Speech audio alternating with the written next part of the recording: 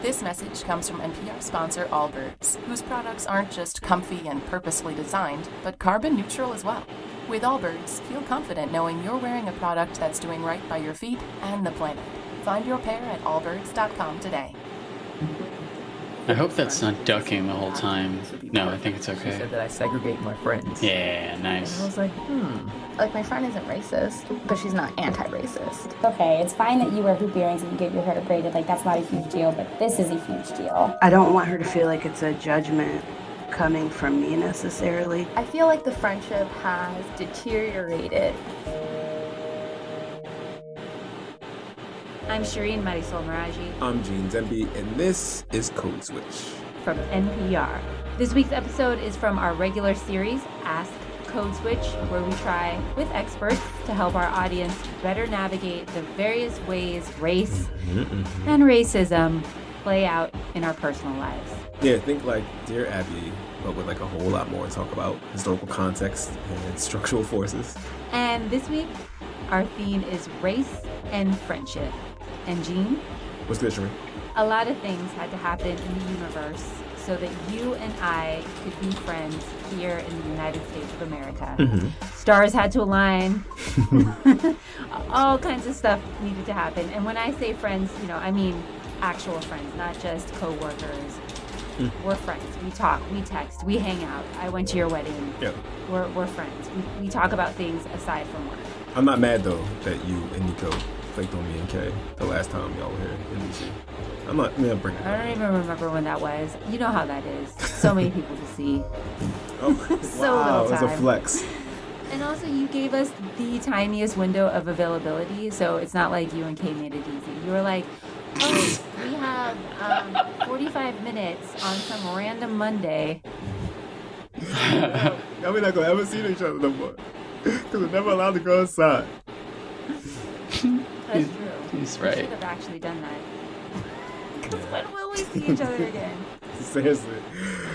But you're right though, friendships like ours, they're not that common. I mean, at least according to the data. And by like ours, I mean interracial friendships, or sometimes called cross-racial friendships. For those of you who are new to Code Switch, I'm black. I hope that's obvious. And Shireen contains multitudes. That is true. I do contain multitudes. I'm Iranian and Puerto Rican. For those of you who are new, I say it, just about every episode. Yeah. But for so many Americans, making friendships with people of a different race is like, I don't know, it's like being on a Zoom call where no one has accidentally muted themselves and is talking and you can't hear them. That, Okay. it just rarely happens. Oh, I see. I know, that was rough. That was a lot. I just had to make people think really hard to get that. We live in a crazy time with Dr. King and Mr. Mandela's dreams are coming true. Black people and white people and Asians, everybody's hanging out together. That interracial posse. It's unbelievable what's going on, man. Unbelievable. Unbelievable. All my black friends have a bunch of white friends. And all my white friends have one black friend.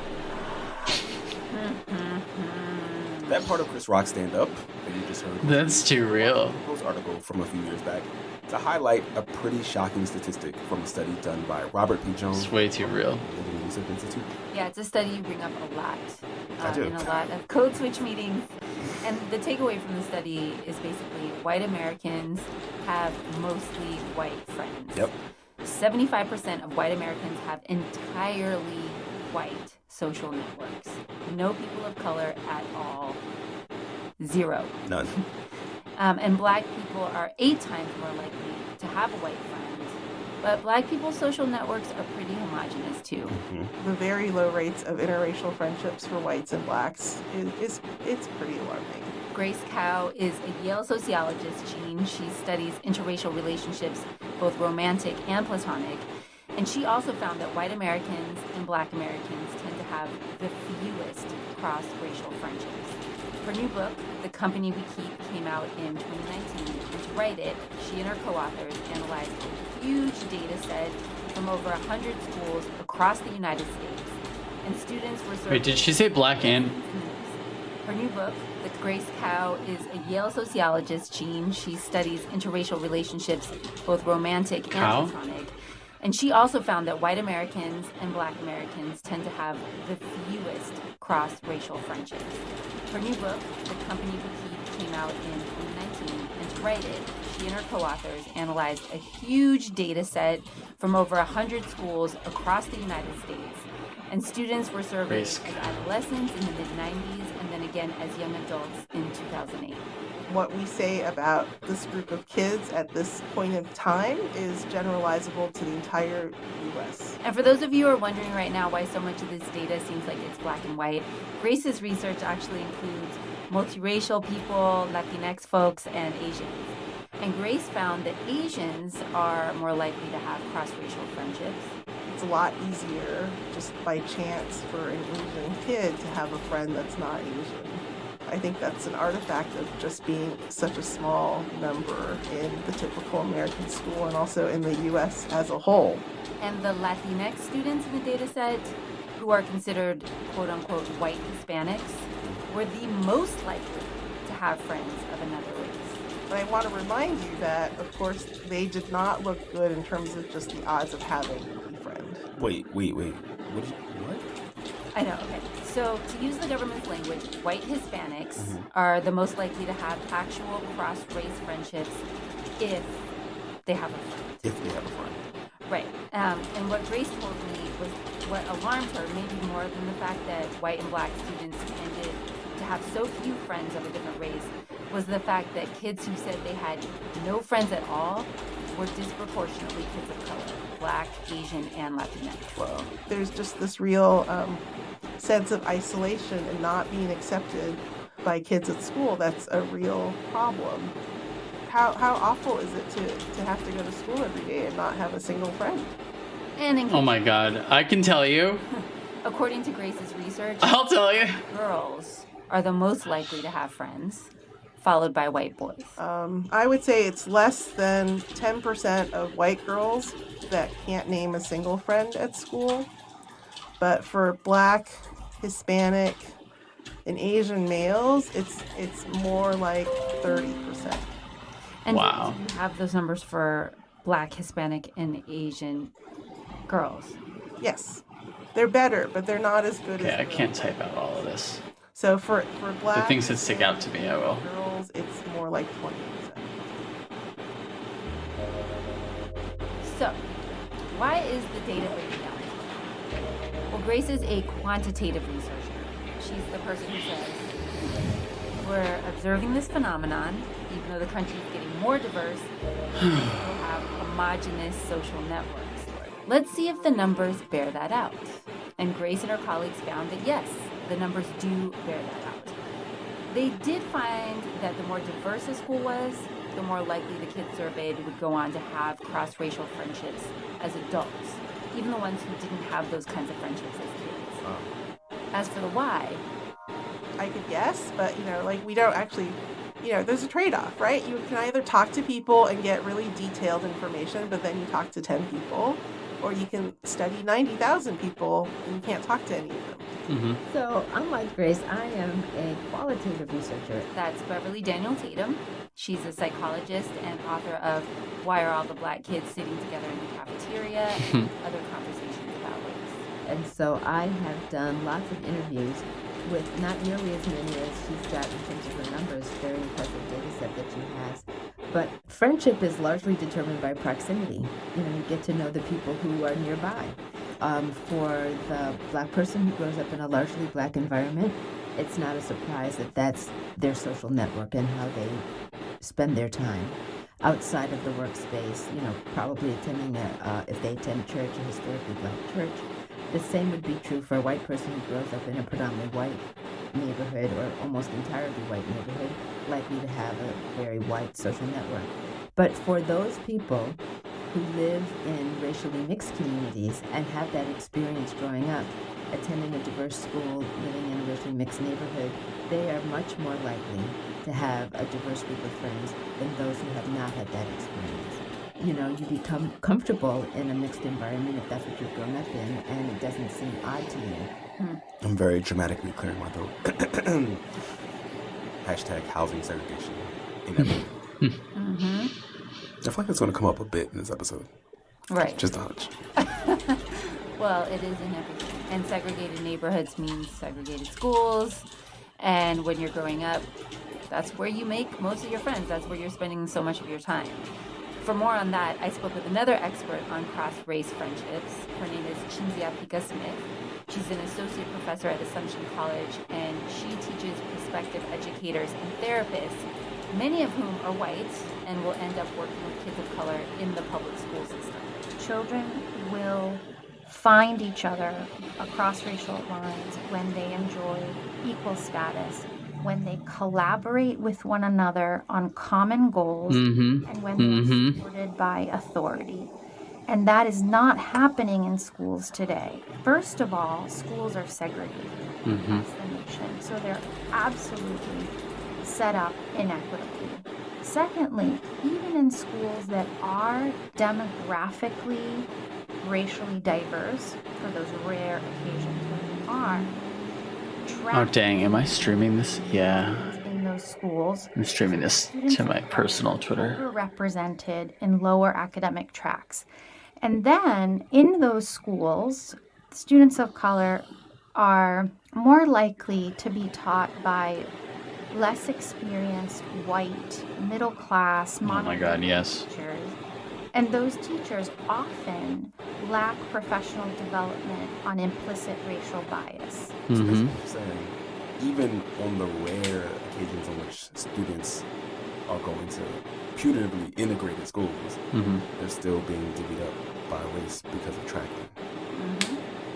I mean, I didn't even, like, the school that I went to, I didn't even have, I don't think I had another Spanish-speaking person, or I think there was one person with skin darker than I had in middle school, all the way up to 8th grade, John Dometer. He's very sweet, who I was mean to when I was a kid, and I have apologized to him so many times. He's the sweetest guy on the planet. I'm trying really hard to think if there's any, because like I just have such vivid memories of like going to like like bring your international day, right? Like bring your food to school day. And like the entire windowsill was just like covered in like Irish food. and I just remember being like, Irish is a cuisine? But I would always bring in, my mom's like Costa Rican cooking. And it was always weird. Or I was treated like I was weird anyway. And most people thought I was Jewish anyway. Because I have a Jewish last name, but Jewishness is passed on through the mother. She was a shiksa, so there's that. Being punished, far more harshly for the same infractions. We've reported on this before. Not to mention just curricula that leaves them out entirely. It doesn't mention them at all.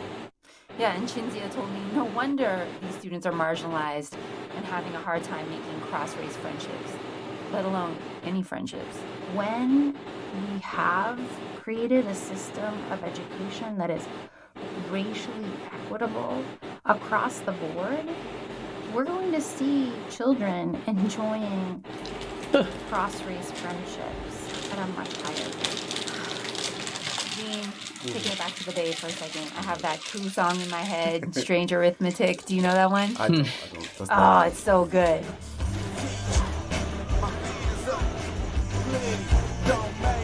Please don't copyright strike my shit. Don't fucking do anything to it to me. Don't do anything about these shits you hear. We talk about on Code Switches, Flip the System. We'll burn it all down. Yes. But barring that, Gene, you and I have some of the things that can lead to cross-racial friendships. Like what? I went to diverse schools. Yes. I'm the product of a cross-ethnic marriage. Yes. So I've been putting in these reps since, I don't know, infancy. Word. Word. I love Shireen so much. Grew up in the black neighborhood. Went to black middle school, black elementary school, mostly black high school. Yeah, man. Well, we work together too. Oh, that probably. Here's Beverly Daniel Tatum again. I love Shireen so much. Friendships that Shireen's the best. are also about proximity, right? You are seeing people every day, you're engaged in common tasks, but then the question is, do they cross boundaries outside of work? All right, so we've established that you and I have a relationship that extends outside of work. Mm-hmm. But there's a lot of people who like to claim, that somebody that they work with, they have a colleague, let's say, who, for the purposes of saying they have a diverse friend group, they promote their Right. work colleague. Right. Time capital that friend. Right. Yes. Exactly. Race inflation. That one POC friend is just the person that you have a 15-minute conversation with at the coffee maker. Right. Or I don't know, what is the water cooler, whatever that thing is these days. Right. When Beverly is talking about crossing boundaries outside of work, she's actually talking about spending quality time together, maybe talking about stuff that has absolutely nothing to do with work. And that's where she says things can get challenging. And to help illustrate that point, we're going to hear now from a woman named Chrisana. She wrote to us about some tension that arose in one of her friendships that crossed that work boundary. I think it really started after I had my bachelorette and I didn't invite her. So Chrisana met her friend Sarah, who she's talking about right there. I think I've heard this from a different episode. For their new jobs as public defenders. Chrisana's black. Sarah became her first real white friend. Chrisana actually calls Sarah one of her best friends, but she rarely invites her to do things with her close black friends. Like, she made a joke and she said that I segregate my friends. Oh. And I've been thinking about it for a long time, for months now. Chrisana didn't grow up around people and never thought she would have a close friendship with someone white. I think it was a defense mechanism that, like, Yeah, totally. want to be friends with me. And so for me, I was like, well, I don't want to be friends with them either. Completely. And this attitude is very common and makes total sense, says Cinzia Pica-Smith. It's completely true. Educators, especially white educators, see that children of color are coming together in same race friendships.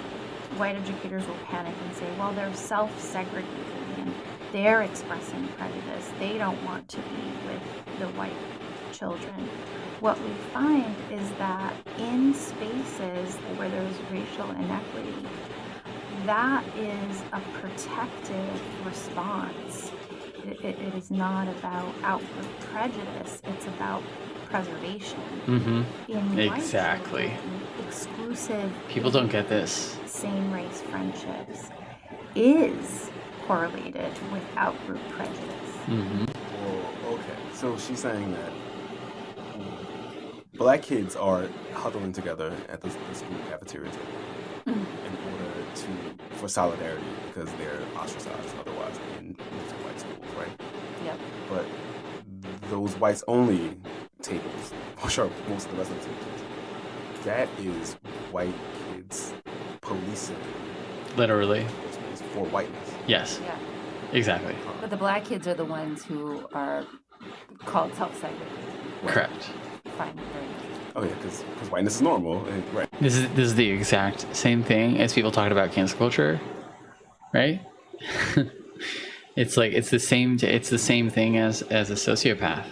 It's the same thing as gaslighting. It's the same thing as abuse. It's saying like it's the same thing as tone policing. It's the same thing as it's all these things have the same root. Like, why are you doing that? Like, you're doing that to me. Like, I am doing this in response to your shitty behavior that results in me having to do this. Sheesh. Right. Oh man. And Chrisana said it herself. She had black friends for most of her life to protect herself from being rejected. Mm-hmm. But somehow, she managed to make friends with Sarah. They managed to beat the odds. They got close as adults, very, very close. They were real friends. They hung out outside of work. Sarah felt like there was still a boundary up between them.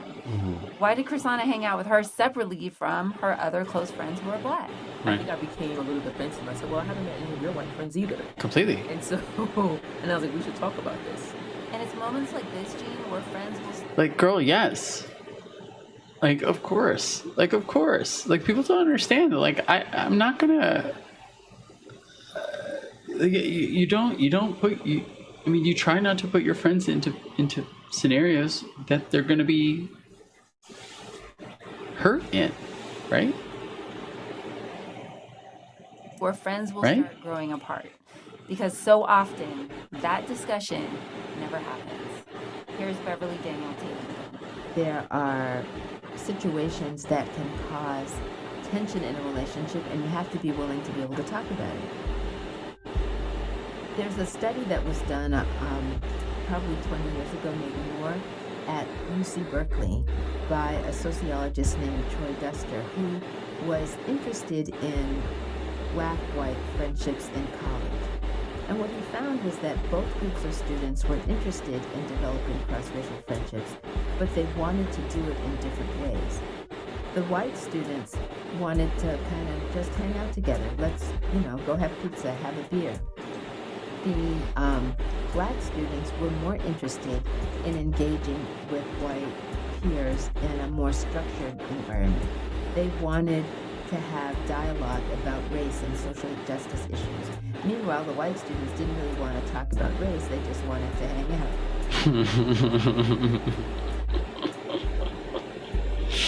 Because of the racial context in which we're living, if we want to have cross-racial relationships, part of what makes them successful is our willingness and ability to learn how to talk about racism, even in the context of a friendship.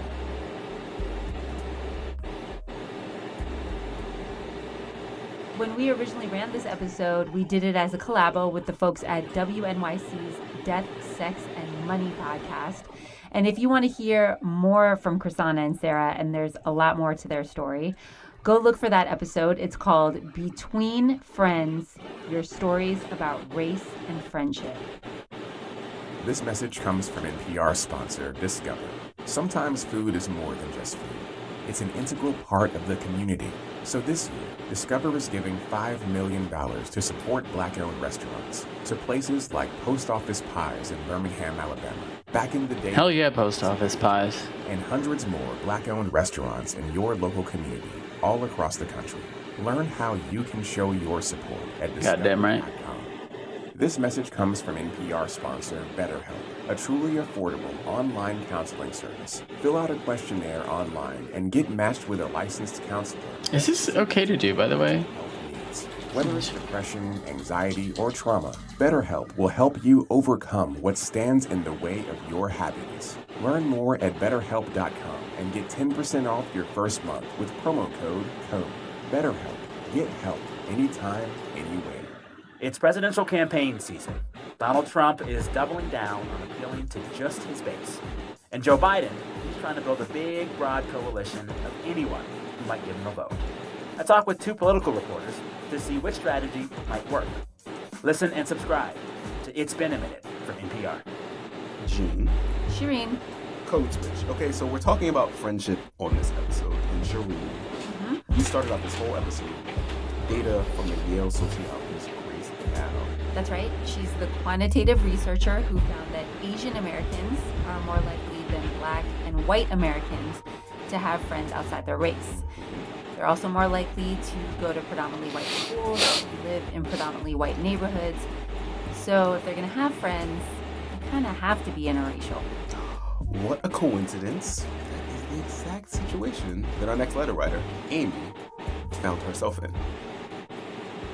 I mean, I think I'm at a place right now where I think I'm a lot more comfortable in a room full of white people than a room full of Asian people. And, like, what does that make me? Okay, so Amy is a junior at the University of Minnesota Twin Cities. She's the daughter of Chinese immigrants, and she was raised in a really, really white suburb.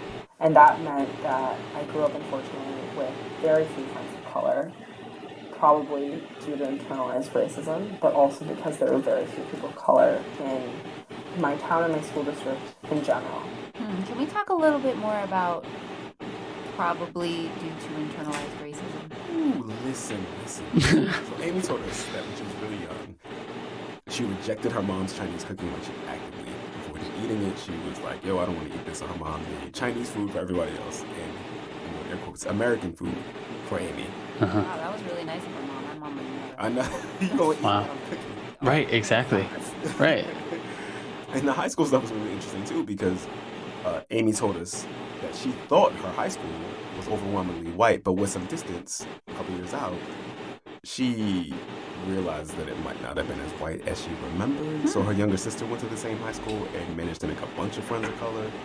So Amy just kind of actively avoided and blotted out the people of color who were around her. The few Asian friends I did have at the time were really hard friendships due to a lot of reasons that did not have to do with race.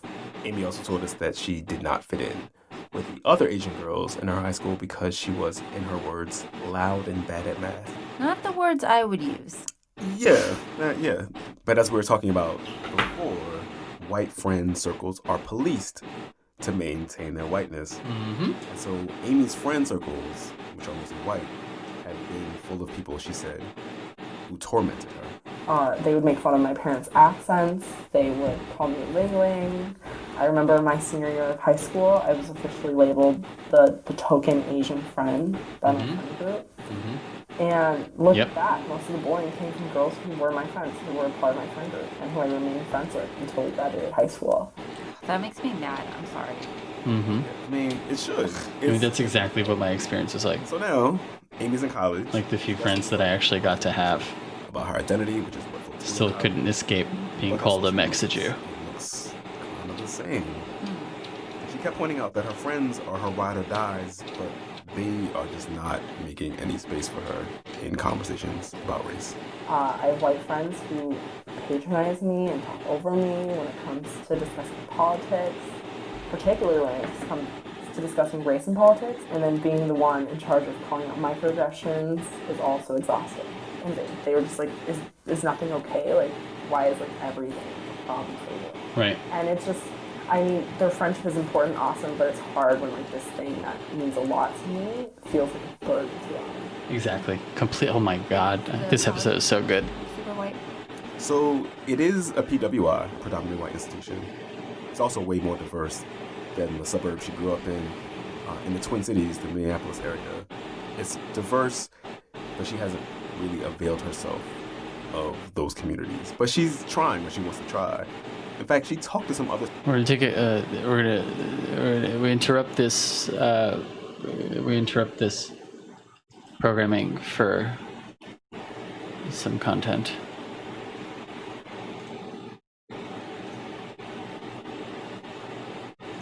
People, recently there's been a trend of artists sharing their take on Princess Peach from the Mario series. But just like any time black people try to do anything, people were big mad about it.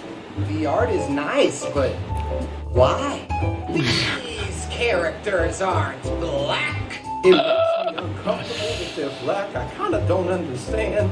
Princess Peach is the orphaned ruler of a kingdom of sentient fungus people that is constantly under attack by a ginger dragon turtle. And her being black is what makes you uncomfortable? Black artists using their own talent to create representation in franchises that haven't had a black character in decades has nothing in common with the blatant erasure of whitewashing. If it makes you uncomfortable, get out of their mentions and get into some therapy. Recently, there's been a trend about how she was feeling about all of this stuff. No lies detected. Minnesota suburb. No lies detected. That I stopped talking to all of my white friends because that's what they did in high school. And Yeah. I was super confused and surprised and shocked by this suggestion because it's just never really occurred to me before. But that's what you have to do, honestly.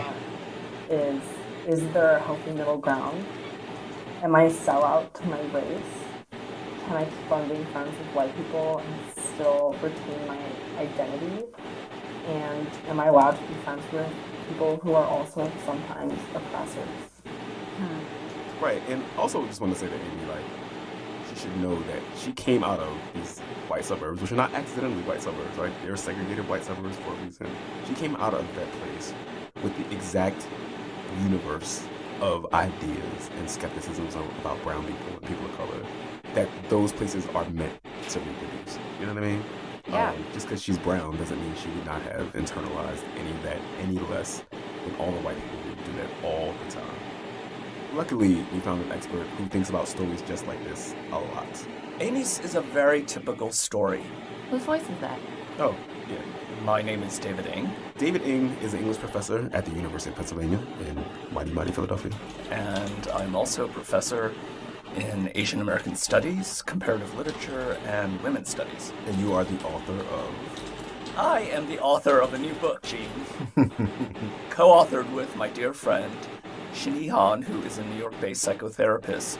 It's called Racial Melancholia, Racial Dissociation, on the social and psychic lives of Asian Americans. Damn, David Ng is doing all the things. He has all the woke jobs.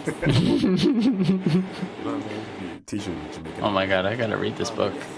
David and his co-author, Shin-Hee, their book, Racial Melancholia, Racial Dissociation, is a collection of case histories and commentaries about Asian American college students that David and Shin-Hee have encountered in their work.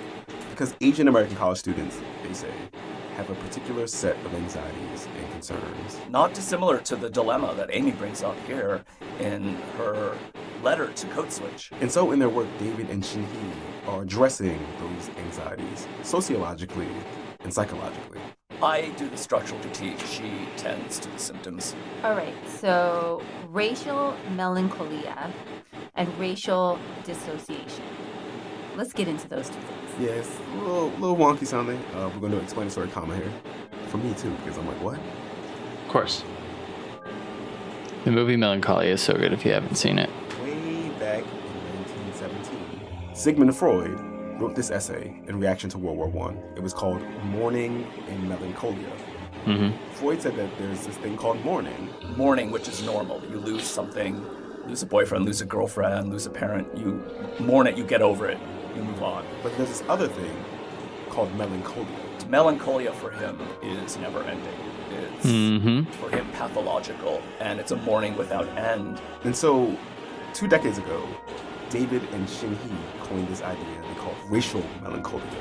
It's about this ongoing mourning as it comes to identity.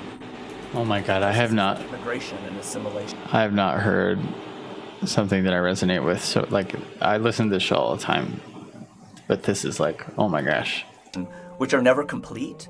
They put immigrants and Asian Americans along a continuum where they can never quite mourn or get over the losses of homeland, of language, of culture. So this is what I've been suffering with my entire life. There's a word for it. There's 2 words for it. Racial melancholia. I want to say it with a Spanish accent. I was going to say, you put some Shireen on it. What about racial dissociation? Okay, so dissociation is when people are having experiences that don't line up with the way they're explaining those experiences to themselves. So if you're having an experience that is racialized, but you don't have the vocabulary to talk about that experience being about race or racism, or you don't believe that that experience is about race or racism, you get caught up in this weird bind. David calls this the conundrum of colorblindness. And you already see this with Amy in her first paragraph of the letter she sent you. She says that she has internalized racism. That's part of the reason why she didn't really have many friends in high school who were Asian American. And then she says they were very difficult friendships, but they weren't due to race. So it's a strange contradiction. Amy didn't tell us what made the few friendships she had with other Asian American kids so tough. But also she said that her white friends were her tormentors. Right. So clearly she can handle difficult relationships. Exactly. When she says my friends were also my bullies, that part really kind of broke my heart. Because if you really consider someone a good friend, they should not be your bullies. And the bond she's in is that she's isolated herself from all the brown people who might be able to validate the way she feels about all this stuff. When she talks to her white friends, they have no idea what she's talking about, and they talk over her. And when she talks about race and her experiences, they disbelieve it. And then when she talks to her friends of color, they seem too radical for her. And again, that is the contradiction. And just to zoom out a little bit more, David said that to understand what Amy is going through specifically, we have to zoom out to the larger context of Asian American folks in American life. David says that Asian American folks have toggled between inclusion and exclusion as model minorities. Mm-hmm. And that's a very complicated history, but the thing about model minority status that we should remember is that it is entirely provisional. You can be, a non-black person of color who might be allowed some proximity to whiteness. That's me. As long as you don't shake the table or point Right. out the problems with that arrangement. Mm-hmm. And that's true in the macro sense, in the larger societal sense. But you can see up close how it plays out for somebody like Amy. This idea of Amy being able to align with her white friends, to be an honorary white, to be a model minority, to be adjunct to whiteness, that is a long, long history. And real quick, David pointed out that the doctrine of colorblindness, that, race doesn't matter, that we shouldn't talk about it, blah, blah, blah, that really set in the 1990s, about a generation or so out from the civil rights movement, right? And it meant that a lot of younger people who grew up after that time just do not have the vocabulary to talk about inequity and injustice. And so the students who David and his co-author Shinhee say they're talking to and meeting with, they're struggling with sometimes debilitating anxiety, specifically because they've essentially been denied the language to articulate these things that are happening to them and shaping their lives. Because colorblindness makes them dissociated. Mm-hmm. That's a lot. Damn. Melancholy and grief and alienation as a consequence of structural racism. That's a lot. I feel like the government should all pay for us to have therapy. Mm-hmm. Listen, I'm with it. Put that on your platforms. So did David have any advice for Amy? Well, one thing she said she has going for her is that right now, she is in college.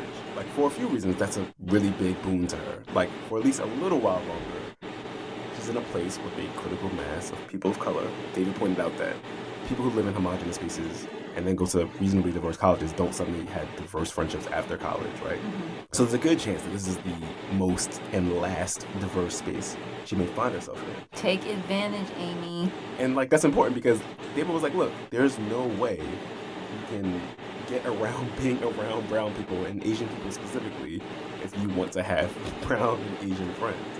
Mm-hmm. And because she's on a college campus, she also has access to counseling, which I wish I'd have taken advantage of when I was in school. The big caveat David said was that whoever she talks to needs to have some cultural competency. Definitely. Right. Because if they don't know any of this history, and if they don't know anything about the history of race in America, as he put it, about the problem of culture, about the problems of language, about Asian American immigration, about the idea of being a model minority, Amy might end up reenacting the same dynamics in the clinic that she's experiencing outside of the clinic.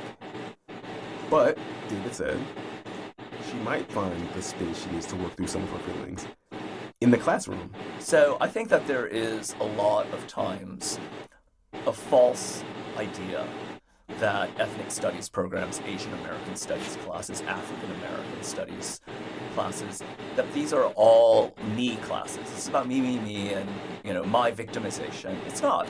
It's actually about trying to understand the longer histories that get us to the racial conflicts that are around us, all around us today.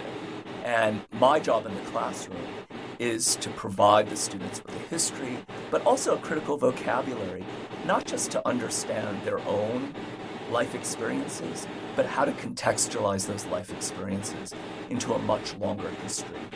And part of the way in which the clinic and the classroom come together is that in both of those spaces, these students are trying to re-narrate the story for themselves. And if they can re-narrate it either in the clinic or in the classroom, that can often be a very healing process. It definitely can. I am a product of those classes. And I can say it was definitely very healing for me. And Amy, our producer just wanted to tell you that you don't have to stop kicking it with your white friends because they're white. Which brings us too. But you definitely do not need to kick it with people who treat you poorly. Just remember that. So maybe you need to stop. Perhaps, yes, perhaps.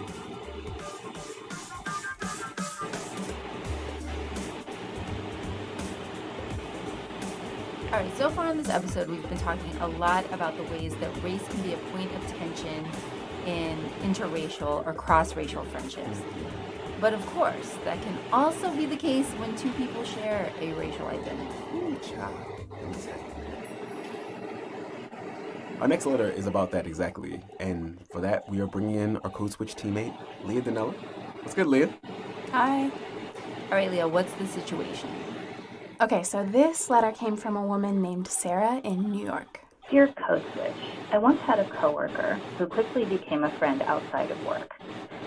She was black, and I'm half black, half white, and we quickly bonded over a passion for racial and gender equality. Sarah says this friendship with her coworker flourished instantly. Like when a couple starts dating, attached at the hip. I spent time with her kids, who called me Ozzy, and she and I frequently had happy hours and dinners, and I invited her to my wedding. So these two are super close. And one of the things they're both dealing with is this manager at work, who Sarah described as being abusive. He targeted women of color, getting angry when we scheduled doctor's appointments, blaming us for our white male counterparts' mistakes, unwarranted threats of termination and pay reduction. But slowly over time, he began to leave me alone, whereas he doubled down on treating my coworker horribly. Uh-oh. Yeah.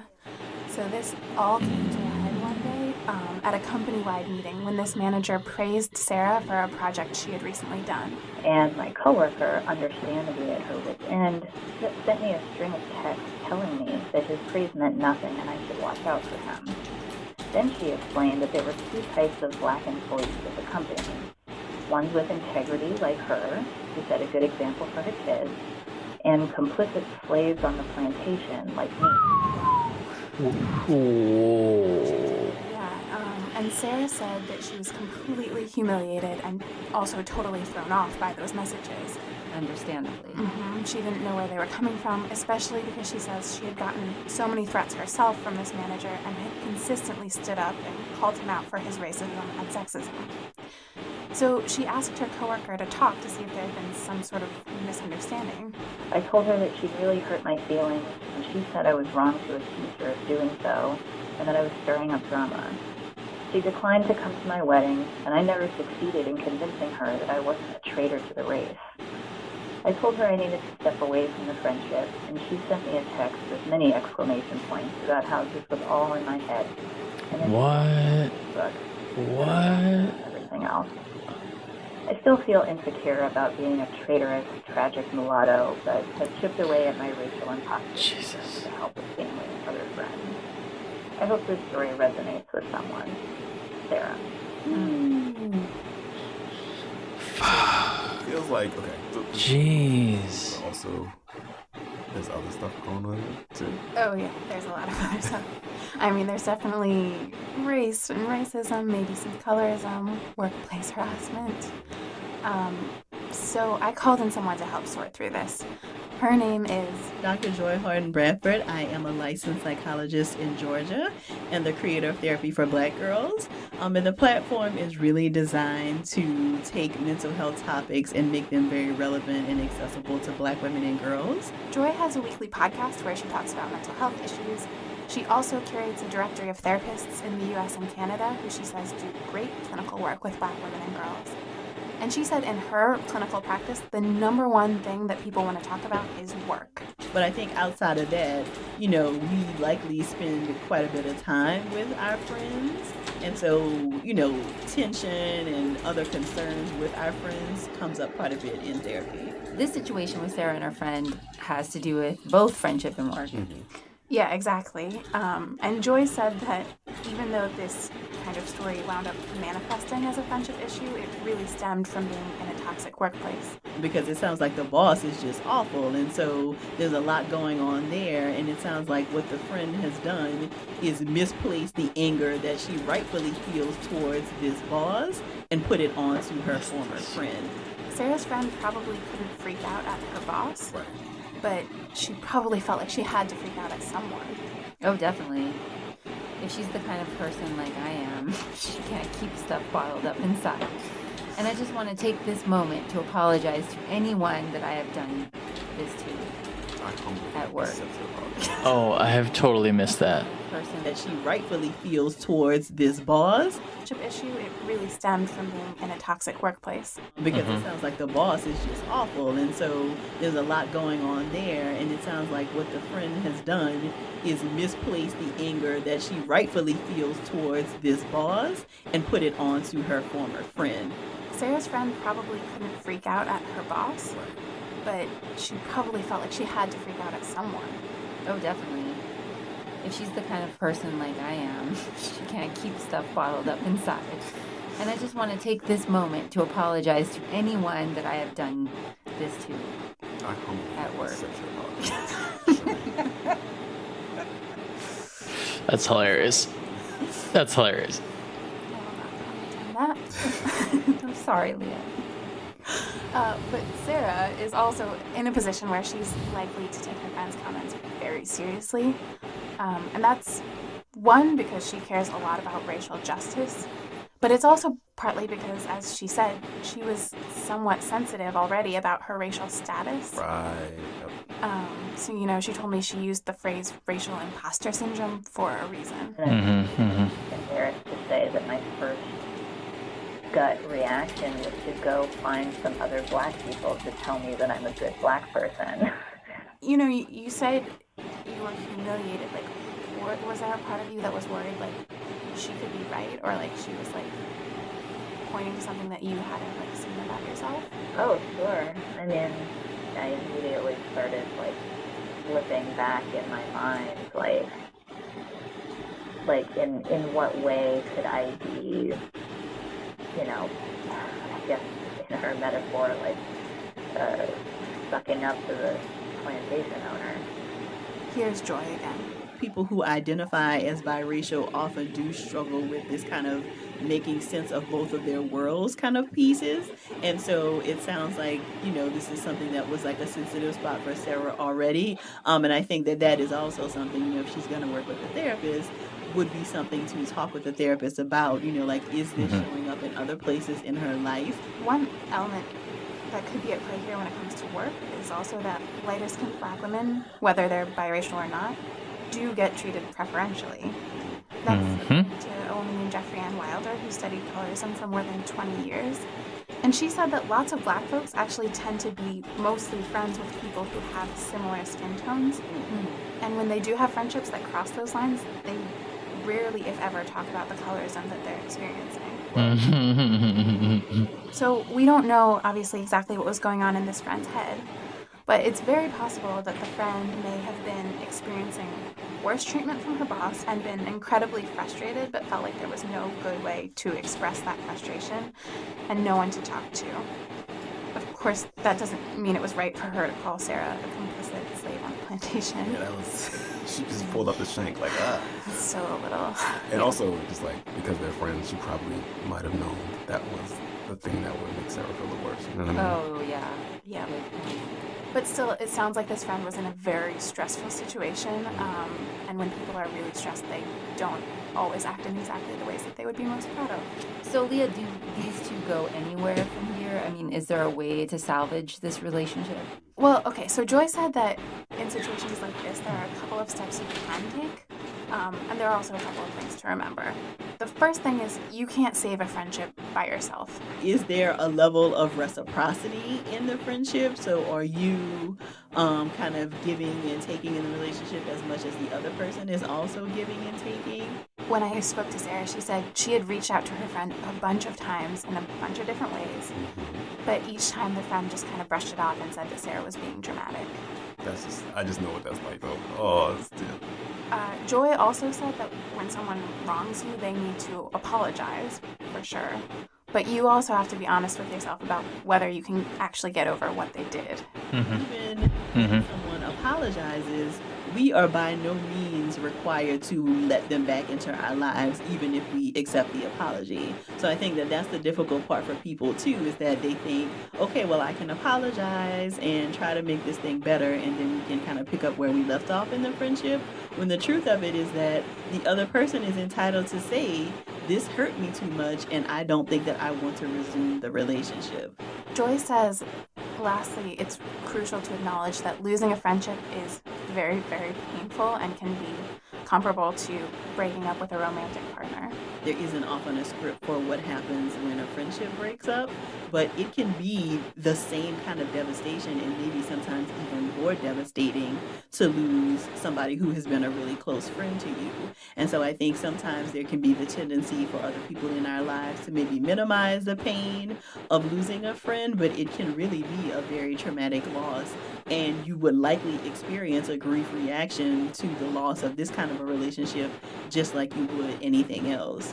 Yeah, I just want to say real quick, like, talking through these questions is like reminds you of all the ways that the rules of friendships are like much more implicit than they are for like romantic relationships. Like there might be like you probably have some things that are like big bright lines for whether your partner did something out of bounds or whether your parent did something that was out of bounds, right? But for friendships, we don't know how to talk about like the things we expect of our friends and the things we need to change to keep our friendship alive. You know what I mean? Yeah, Joy was saying we have no real like script for how to fight with our friends, for how to even like say you did this minor thing that hurt me. So like when something big comes up, we have no idea what to do. Absolutely. Yeah.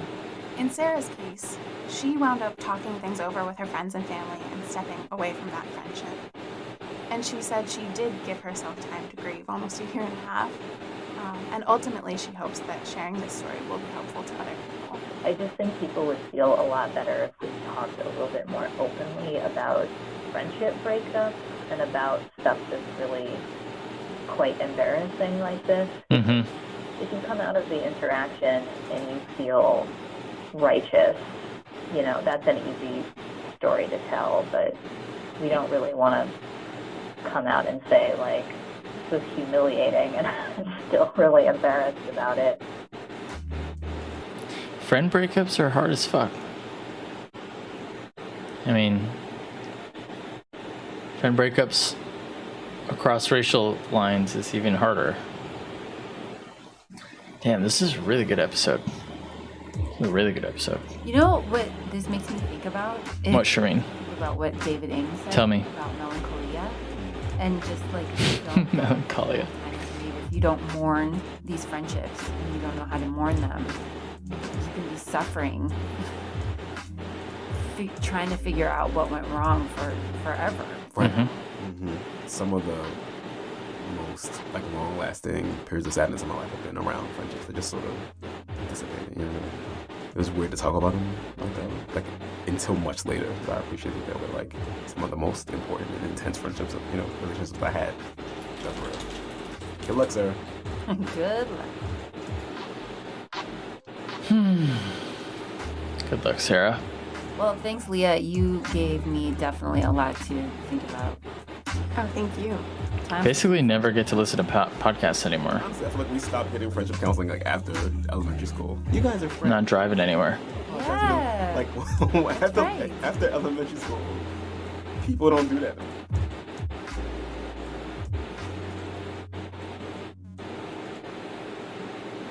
And that's our show. But before we go, we heard from a bunch of you that you missed hearing the songs that are giving us life. So we're getting back into it. And this week, we had to go with the classic.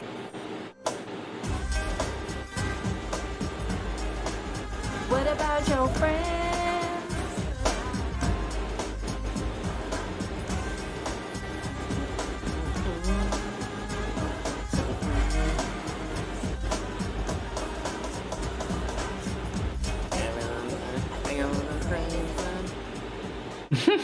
That, of course, is What About Your Friends by TLC. This is the song giving us life. And you can follow me at Radio Mirage and Jean at GD215. That's GED215. And you can follow the whole Code Switch team at NPR Code Switch. You can follow Leah at Ask Liesel. That's the first TLC album too. Email us at codeswitch@npr.org and subscribe to the newsletter. Crazy Sexy Cool was my first CD. /newsletters. This episode was produced by Jess Kong and Leah Donnell, we just heard. And shout out to the rest of the Code Switch family: Karen Grigsby Bates, Kumar Marajan, Adrian Florido, L.A. Johnson, and Steve Drummond. Leah also edited this episode. Oh, wow. Doing all the things. Having all the woke jobs. Our interns are Diane Lugo and Isabella Rosario. I'm Shireen Marisol Meraji. And I'm Gene Demby. Be easy, y'all. Peace.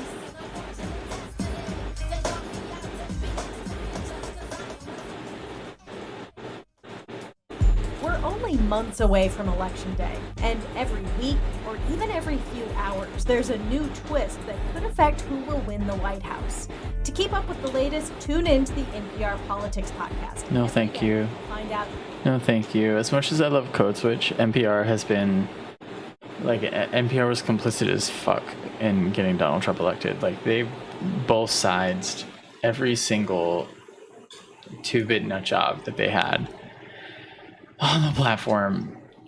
Interviews and data points and pretending like this wasn't a problem or it was just any other. Oh my god, I have vivid memories of listening to NPR in Southern California, living in Irvine in 2015, and then interviewing people talking about Trump taking this seriously. God, neoliberals. But Code Switch is an excellent show. You should listen to Code Switch.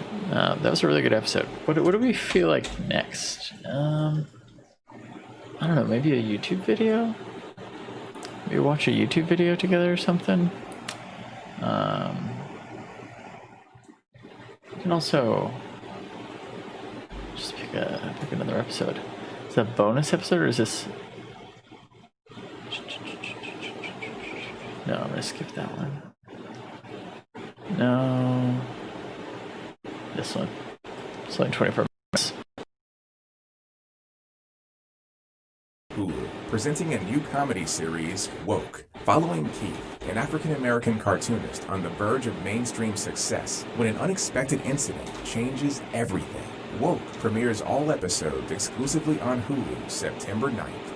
I'm Gene Demby. You are listening to Code Switch from NPR. Shireen is off this week. So even now, all these months into our new way of doing things, there's still... Shireen's off? Know about SARS-CoV-2, the virus that causes COVID-19. We're still adding to the list of known symptoms, still trying to figure out a testing protocol since so many of the people spreading it don't have any symptoms. Is it entirely airborne? How long does it last on surfaces? When, if ever, will we have a vaccine? And just this Monday, researchers in Hong Kong confirmed that someone was reinfected with coronavirus months after they first contracted it, which is not how viruses typically work. And leaving aside all these big scientific questions, we still don't know how it's going to affect our country long term. Airports still mostly empty. Schools are reopening and parents are weighing whether it's safe to send their children back to school. Joblessness is at the highest rate since the Great Depression in the 1930s. Millions of people are in danger of losing their homes, and more than 175,000 people in the US have died from this virus. So just how is it that the richest, the most powerful nation in the world has been laid low by a virus that's only a few dozen nanometers in size? It's not hard. Ed Yong, a science writer for The Atlantic, has spent the last 7 months covering the coronavirus. His September cover story for the magazine is titled, How the Pandemic Defeated America. And in it, he says, it's the inequities that have been with us for generations, in some cases for centuries, that made our body politic such opportunistic targets. In other words, this has a lot to do with class and race. I mean, this is Code Switch after all. Ed wrote, quote, "Water running along a pavement will readily seep into every crack. So too did the unchecked coronavirus seep into every fault line in the modern world." So I mean everything from America's chronic underfunding of public health, which left it vulnerable when this virus started spreading through the country. I'm talking about its understaffed nursing homes and its overstuffed prisons. I'm talking about its healthcare system, which receives a huge amount of money but struggles with the lack of capacity to surge in a crisis, with wasted funds. It struggles with access to healthcare, which uniquely in the world is predicated on this weird system of employer-tied insurance. And I'm talking about long-standing inequalities in race and other dimensions that have clearly been a problem for the health of Americans for decades and centuries, but that have manifested in horrible, tragic ways in this pandemic. So I think the overarching thesis of this piece is that SARS-CoV-2 is a new virus, but all the problems that have emerged during this pandemic are not new. They were predictable and preventable. They had been discussed beforehand and just ignored and unheeded and left to fester. Speaking of the beginning of the pandemic, you write that one of the first crucial mistakes in the federal response to the pandemic in the U.S. happened at the end of January, when instead of ramping up, the manufacturing of tests for COVID-19, President Trump decided instead to focus on shutting down the border. So how did that decision accelerate this crisis that we're in now? Well, so I think it's more that it didn't help. The focus on border control, again, was predictable given this president's own predilections, about which he's been consistently vocal throughout his presidency. Right, exactly. What's to say? If you only have a hammer, everything looks like a nail, right? So, if your only policy solution is to create borders and walls and fences, then of course that's what you're going to try and do. Now, to be fair, it's a wholly intuitive idea. We know that air travel and travel generally spreads outbreaks from one place to another, so it kind of makes sense. You can understand why someone would think, if I just restrict travel, I beat this pandemic. But the problem is that travel bans are often very porous, so they let people through, and we saw that with Trump's travel ban, had loads of exemptions to it. They're often put in too late. We saw that here. We know that the virus was already spreading within the US by the time that ban was enacted. We know that bans can make problems worse by encouraging people to hide symptoms and try and force their way through anyway, find alternative routes. They can sometimes create travel by prompting people to rush to a place where they know that a ban is about to be enforced. And I think most insidiously, they can create this false sense of security where people think that a ban is going to protect them, and they forget to put in all the other measures that they need to actually protect them, like building up testing infrastructure, public health infrastructure. And I think you could make that strong argument that this is what happened with the US, that too much was placed on border control and very little attention was placed on public health. And all of this meant that America lost this valuable head start when it could have started working out where the virus was and how it was spreading. So we're in month 7 of this crisis, as hard as it is to believe. And even now, the president is characterizing the virus as either, a product of China's negligence or China's malfeasance.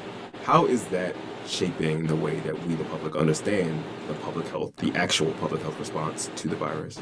It's catastrophic. In a pandemic, in any kind of epidemic, you need leaders to offer calm, consistent, evidence-based messaging. And, we are batting 0 for 3 here. When you have a president who repeatedly lies, who repeatedly downplays the threat of the virus, to go back to the running theme of my piece, all of this was preventable. Trump showed us who he was even before his election campaign. In 2014, you could look at how he reacted while as a citizen to the Ebola crisis. You could see the rhetoric that he was using during his election campaign and predict all of this. And I know you can do that because I did that.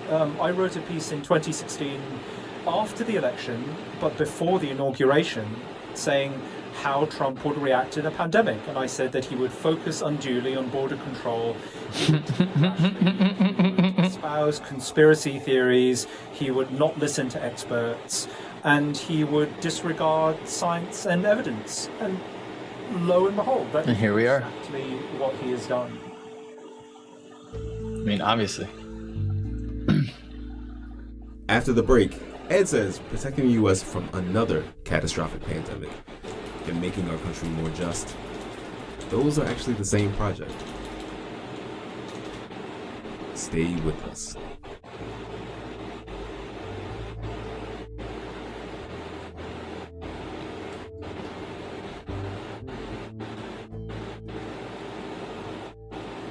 Oh my god, it's 2 o'clock. I'm gonna go to bed after this episode. This message comes from NPR sponsor BetterHelp. BetterHelp offers licensed professional counselors who specialize in issues such as isolation, depression, stress, anxiety, and more. Connect with your professional counselor And more. in a private online environment when you need professional help. Get help at your own time and your own pace. Schedule secure video or phone sessions, plus chat and text with your therapist. Visit betterhelp.com/code to learn more and get 10% off your first month. Support also comes from Going Through It, a MailChimp original podcast hosted by Tracy Clayton. Tracy speaks with 14 notable Black women, including Josie Duffy Rice, Ilhan Omar, Lena Waithe, Angela Davis, and more, discussing a pivotal moment when they decided it was time to make a change. Subscribe and listen on Apple or wherever you get your podcasts.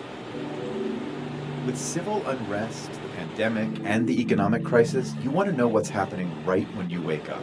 And that's why there is Up First, the news you need in about 10 minutes from NPR News. Listen every day. Every day, every single day. Code switch. Oh, it's just Jean. That's a conversation with Ed Young of the I miss Shireen. A major irony of public health is that the better it does its job, the more people tend to ignore it. So public health is about preventing people from getting sick in the first place, rather than, say, just treating people who show up at the hospital who are already sick. And it means that if you do that well, like if you vaccinate your way out of infectious diseases, if you have better sanitation, if you have better nutrition in your neighborhoods, people just have good health. And we take that for granted. And so public health has been underfunded for decades now. The budgets that have gone into it have shrunk. The workforce, therefore, has shrunk. And I think partly it's because of that principle, the better it does its job, the more it's neglected. But I think it's also because Americans have this idea of health as being a matter of personal responsibility rather than a collective good, right? Like this very pernicious idea that if you are sick, it's because of the bad decisions that you've made. It's to do with, weak life choices, rather than all the other systemic factors that affect those choices in the first place. Mm-hmm. So in this pandemic, we can see that people from poor communities who do these so-called essential jobs find it harder to protect themselves and their families. Like, how do you socially isolate yourselves? How do you, stay at home if you work a low-paid, hourly wage job that doesn't give you any kind of paid sick leave? Mm-hmm. People from Black and brown communities are disproportionately represented in those jobs, so they are fielding risks for the sake of their lives and livelihoods.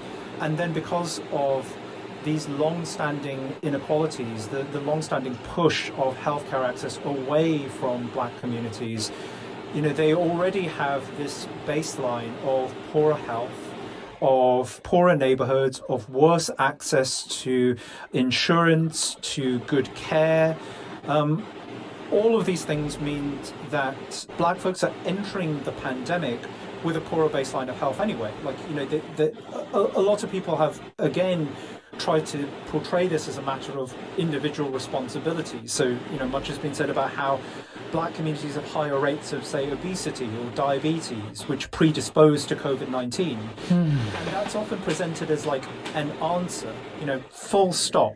That is why there are these inequalities in infections and deaths, without saying, wait, why do they have higher rates of chronic disease in the first place? Could it possibly be because of, you know, decades of social disinvestment and poorer access to healthcare? If you just keep on digging down into the actual root causes of it, you see the effects of these long-standing health problems, which are fundamentally to do with racism. Right, that some of the former slave states in the South, some of the reddest states in the country, have also been the states that invest the least in public health spending. And they're also, as it happens, the blackest states in the country in terms of percentage of population. Yeah, I see it as all being connected. So, you know, my colleague at The Atlantic, Van Newkirk, has written extensively about this, about how access to healthcare is just sort of another frontier of segregation. Right, so the push of healthcare away from black communities, the poorer access of black communities to both hospital-based healthcare and good, solid public health infrastructure are all related, and you know they absolutely manifest in the way the pandemic has swept through black communities disproportionately this year.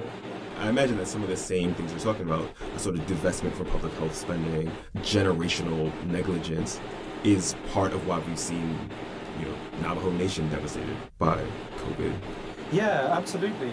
So at the end of spring, like the Navajo Nation had a higher rate of COVID-19 infection than any state. And, you know, that again is a totally predictable result of decades and centuries of disinvestment. You know, people being pushed out of their own lands and being denied access to the water that is rightfully theirs means that, you know, a lot of indigenous communities live without access to water, you know, don't have the option of like washing their hands regularly.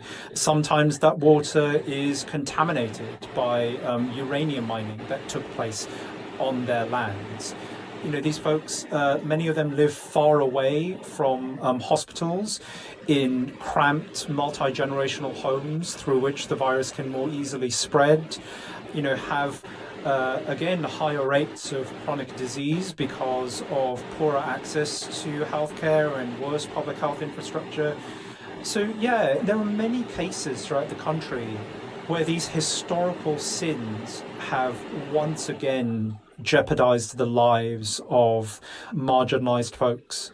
I'm going to ask you about infrastructure, in this case, literal infrastructure. You write that the virus spread most quickly in America's, quote, sick buildings, you call them. Our prisons, our nursing homes. Tell us what you mean by sick buildings. So this is the idea that a lot of the indoor spaces we have standards of ventilation that have been set more for engineering than for human health. There are many scholars who've studied healthy buildings who have argued that we have moved away from practices like better ventilation, like you know, just using open windows and encouraging fresh air and better circulation, that have left us more vulnerable to pathogens and pollutants which can build up in indoor spaces. And it's obviously hard to say exactly to what extent this has contributed to the spread of the pandemic, but I don't think it is a coincidence that you're much more likely to contract the virus from an infected person in indoor spaces than outdoor spaces, that most of the outbreaks that we've seen have taken place indoors. Like, obviously that's a factor of, you know, prolonged proximity to crowds. You get all of those in indoor spaces. But I think when we think about epidemics and the spreads of disease, we think about, you know, the virus and the people, and we sort of forget that broader environment in which they exist. And so prisons and nursing homes in particular are cauldrons of this sort of structural sickness. Totally, and that's that's not just to do with the sort of architectural dimension. It's just the way. It's also to do with how we think about people in those spaces. Who we ignore and who we marginalize and whose lives we truly care about. In terms of prisons, so much has been written about America's carceral state and its punitive attitudes. The fact that it has so many more incarcerated people than other comparable countries means that there's this very densely packed population that is underserved in terms of health, that was obviously going to be incredibly vulnerable when a fast-spreading virus like this hit the country. It should be no surprise that prisons became hotspots. Like in the piece, I wrote that 2 separate prisons, each individually, had more cases than the entirety of New Zealand. And since we sent this piece to press, that number is now 4. So it's getting worse, and the same could be said for nursing homes. The fact that nursing homes account for, I think it is 40% of deaths from COVID-19 in America, is truly shameful. I think it reflects our attitudes to the oldest among us, people who we're meant to be giving respect and care to, but instead who we often neglect. One of the first episodes we did after the protest sort of exploded all over the country was about just why so many white people were animated. We just asked our listeners and people who were suddenly paying attention why they were animated, and this sort of precarity that people talked about because of COVID, because of the pandemic, economic precarity, sort of the health precarity, right? That came up in almost every response. I mean, Trump came up, it was Trump and COVID. Those were the 2 things, almost more than proximity to black people, right? It was a sort of understanding that there's this, this continuum of broken institutions across American life that were failing them. And so they started to be able to imagine how that might look for other people. It's a bit funny that so many people have suddenly discovered that health inequalities exist. Right? Like, the very notion of health inequity seems to there's just a ton of people going, what? This is also a thing that This is the thing that's the most horrifying to me, is that the sheer amount of people who are just now today in 2020, in the year of our Dark Lord, finding out that racism is a real thing. No joke. Just now realizing, wow, oh geez. Sufficiently acknowledged in my past reporting. I did a piece in 2018 for The Atlantic about whether America was ready for the next pandemic. And, spoilers, no. It's the case I made then and still the case I make now. But, that piece does deal with the political aspects. It deals with Trump. It deals with many of our psychological failings. It deals with biomedical stuff like vaccine manufacturing. But it doesn't mention inequalities at all. And I think that looks like a massive hole in retrospect. And so I am speaking about this this sort of shift in understanding from a personal note too. I think the extent of this, and also the long history that has led up to how inequalities have manifested in the pandemic, is something that I am now also grappling with, and just will not stop talking about, because it's crucial. It's foundational. You mentioned this the sort of social psychology of pandemics, and we talked about this on the show, how they spark civil disobedience and unrest. And you mentioned that this has been a moment for people to really think about the deep inequities in our society that have been with us all along from the beginning of this country. You write that tackling these problems requires radical introspection. So I'm just curious, Ed, what does radical introspection look like to you? I think that throughout much of the year, people have asked themselves, how can we get back to normal? Right? We want some semblance of our previous lives back. And I think radical introspection begins with understanding that normal wasn't so great for everyone. You know, that normal included a swath of inequalities, of long-standing problems that we had come to tolerate. You know, we had almost come to accept what should have been unacceptable. And I think we need to recognize all the ways in which normal failed us, and in all the dimensions we've already talked about, you know, the carceral state, the healthcare system, the legacy of racism and colonialism. If we can't even look all of those problems in the face, we're just going to be weak again the next time round. I think the problem is that many of the truly great challenges of our time, so everything from pandemics to climate change, require us to look full on at the weaknesses that our societies have and have accumulated. And you know, that's hard. It takes a lot of work. You know, it's like staring at the sun. You can't just look straight at it, but you kind of have to, because I think the pandemic has shown us that we don't have a choice, right? We should now be able to very clearly see what happens when we allow historical negligence to accumulate.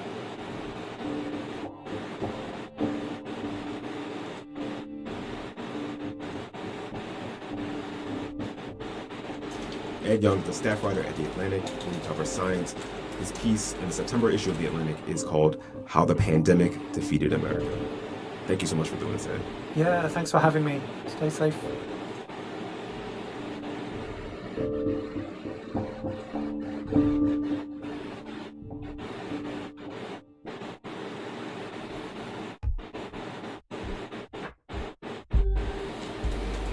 Alright, y'all, that's our show. You can follow Shireen at Radio Mirage, all one word, and me at GD215, that's GEEDE215. We want to hear from you. Our email is codeswitch@npr.org. And subscribe to the podcast on NPR One or wherever you get your podcasts. Oh, yeah, we have a newsletter. It's really dope. You should check it out. You can subscribe to that at npr.org/newsletters. This episode is produced by Alyssa Jong Perry and edited by Leah Danella. And we'd be remiss if we did not shout out the rest of the Code Switch massive: Jess Kung, Kamar Devarajan, Karen Grigsby Bates, L.A. Johnson, Natalie Escobar, and Steve Drummond. I'm Gene Debbie. Shireen will be back next week. Easy up. Oh, there's no peace because Shireen's not there? I thought he was gonna say it. Come on, you do me dirty like that? Gene. Alright. There's some good stuff. Good question. That's a really good question. It's a great question. This is free therapy. Thank you for asking me that. God, that's such a good question. That's an interesting question. But what Fresh Air interviews are really about are the interesting answers. Listen and subscribe to Fresh Air from WHYY and NPR. I do love some Terry Gross. I'll give you that. What happened and what it means for the election. Okay. Alright, I'm out of here, folks. Have a great night. Be safe. Wear a mask.